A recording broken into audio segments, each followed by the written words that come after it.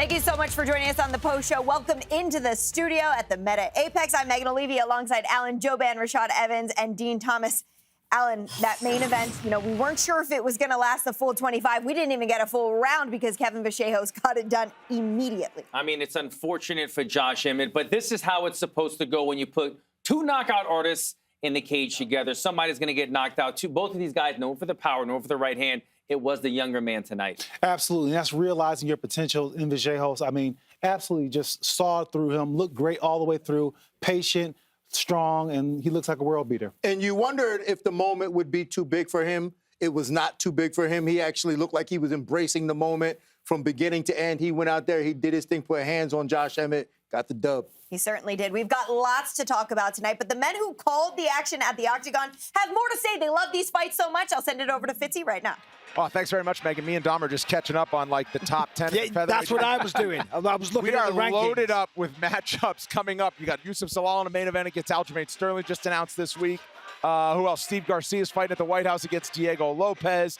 What a time it is in the featherweight division. But for Kevin Vallejos, bright things in his future after what we just saw. Yeah, and, as we kind of knew, we knew he has the power, but what I noticed again was the accuracy. He doesn't miss the target. He finds it, he plots, and he gets a lot of comparisons to Ilia Topuria, and he doesn't want that. He doesn't like it because he wants to make his own style. But when you watch champions, the key is you want to copy the champions because they are the best in the division at that time, and then add to it. And what I see Kevin trying to do is be the next level. Keep adding to what's already been done, and it's pretty to watch. Well, he better get used to those comparisons it's like because too bad, it's a compliment. He's one of the best fighters on the planet. That performance was ridiculous. Nobody does that to Josh Emmett, including Ilia Topuria. Ilia beat him by a decision. So, I mean, what he did there tonight was so spectacular. I mean, he just picked his shot every single time. And the consequences every single time that he landed were dire. I mean, Josh Emmett has been in there with nothing but the best. People don't do that to him. Look at the fight before against Giga Chikadze, one of the best strikers that the division's ever seen. Two right hands backed him up and then a spinning back fist to finish the deal. And that's one of the best kickboxers in the world as well. I mean, I assume he's very good on the ground. We just never get to see it because he is that special. He didn't have a call out on the microphone. I would have liked to have seen him call someone out and make the most of that moment. But other than that, I mean, just an incredible night for Kevin Vallejos. Oh, he's inside the top 15, and he just beat number 11. Let's look at the rankings. The thing is, he might have to be patient because there's so many bookings. As we go 1 through 10 here, you have Loyev and Murphy, right? Lopez is matched up with Mean Machine Steve Garcia. Aljamain Sterling booked against Yusuf Salal. Arnold Allen against Melky Costa. So he might just have to wait for somebody who's not going to fight up.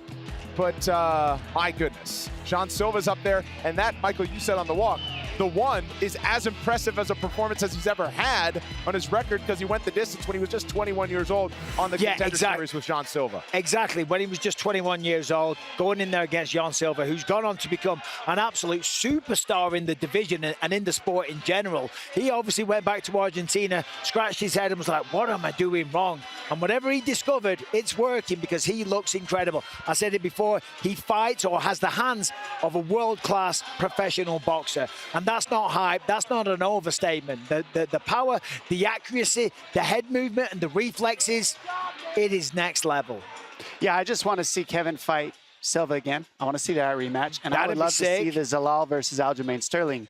I want to see the winner of that one fight, maybe him. Yeah. And, he doesn't want to say a name yet because when you're coming up and you come up as fast as him, I get it. He comes from humble beginnings. He wants to stay that way. He wants to remember who he is. But he's going to learn to get a hold of his star power. He's a very confident guy, and he knows how good he is. So once he grabs a hold of that confidence, I think you're going to see him explode and start calling people out. But right now, I think he just wants to cool his jets and get his way to the top as quick as he can. Well, I mean, if I'm him, I'm calling everyone out. We know you. You don't stop afraid of nobody. I mean, if you could go out there and knock out people like Giga Chikadze, Josh Emmett, and have the rise that he has done throughout the division, I'd be saying, look, listen, it doesn't matter. Give me anyone. I'm going to knock out everybody. And he just might do that. Well, for a long time, it was about the depth of the bantamweight division, which still has it, but featherweight is coming on strong as well by that list of names and by the matchups upcoming. That'll do it for us from the Meta Apex floor. Megan and crew, back to you guys in studio.